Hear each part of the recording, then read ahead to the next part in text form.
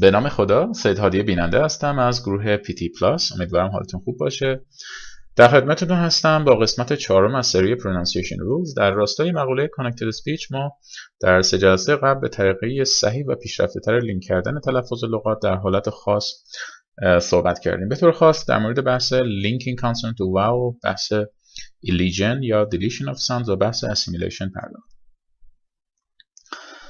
اما امروز میخوایم در مورد بحث Gemination صحبت بکنیم که البته یکی از ویژگی‌های دیگه کلامی نیتیو اسپیکرها در فلوئنت اسپیچ و کانکتد اسپیچ محسوب میشه. اما Gemination چیه؟ خب تصور کنید که اینو حالا مثال بخوایم بزنیم. تصور کنید توی مهمونی هستید، برای نوشیدنیتون نیاز به یخ بیشتری. خب تو اینجا جمله که شما میگید more ice، یا اگر بخوایم بهتر کانکتش بکنیم R کانسوننت رو با I لینک میکنیم و میشه more ice. خب یه حالت دیگه رو تصور کنید توی همین مهمونی و در واقع توی این مهمونی که هستید میزبانتون بهتون تعارف میکنه که برنج بیشتری رو در واقع بکشید. خب تو اینجا جمله میشه چی؟ more rice.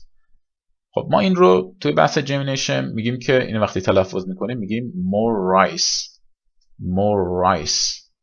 اگر دقت بکنید توی این حالت ما R رو که در واقع تکرار شده در عنوان آخرین لتر لغت اول و اولین لتر لغت دوممون، اینا یه مقدار طولانی تر تلفظ میکنیم، میگیم more rice. البته که ما این رو میتونیم به صورت more rice هم بگیم و اینها رو جدا تلفظ بکنیم، ولی خب دیگه تو این حالت ما دیگه از connected speech خارج میشیم. پس ما بحث در واقع pronunciation ruleمون توی بحث gemination به این شکلی که میگیم gemination occurs when one word ends with and the next word begins with the same consonant sound. یعنی ما یه لتر داریم که این لتر آخرین لتر ورد اولمون و اولین لتر لغت دوم یا ورد دوم هست. خب تو اینجا یه نکته قابل توجه اینه که ما این تکرار ورد ها رو توی حالت اصطلاحاً میگیم across word boundaries به این شکل تلفظ میکنیم، یعنی لغت رو یه مقدار طولانی تر و نگه میداریم توی زبونمون.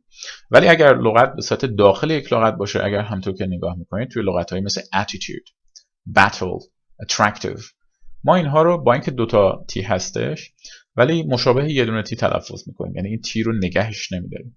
اما اگر به این لغت pet turtle نگاه بکنید، وقتی ما اینو میخوایم از gemination استفاده بکنیم، لغت تی که یک در واقع unvoiced blocked consonant هست رو یه مقدار نگه میداریم، هولد میکنیم قبل از اینکه کامل ریلیسش بکنیم.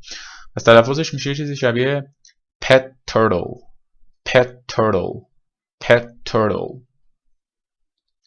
خب یکی دو تا مثال دیگه هم بزنیم توی حالتی که ما یه چیزی شبیه همین more rice و more rice رو داریم. خب این تلفظش پس میشه this sin یکم نگه داشته میشه، یکم طولانی تر تلفظ میشه، ولی این یکی this sin. مثال بعدی his zone در مقابل his own در مقابل his own. خب چند تا مثال بزنیم تا این بحث gemination بهتر جا بیفته. phone number. Could I get his phone number? School libraries. The national school library standards can inspire strong school libraries. Bus stop. A 65-year-old woman is dead following a crash at a bus stop. Enough for. That's enough for now. Limit to. There is a limit to mass patience. $100. Big gift. $100 is a big gift.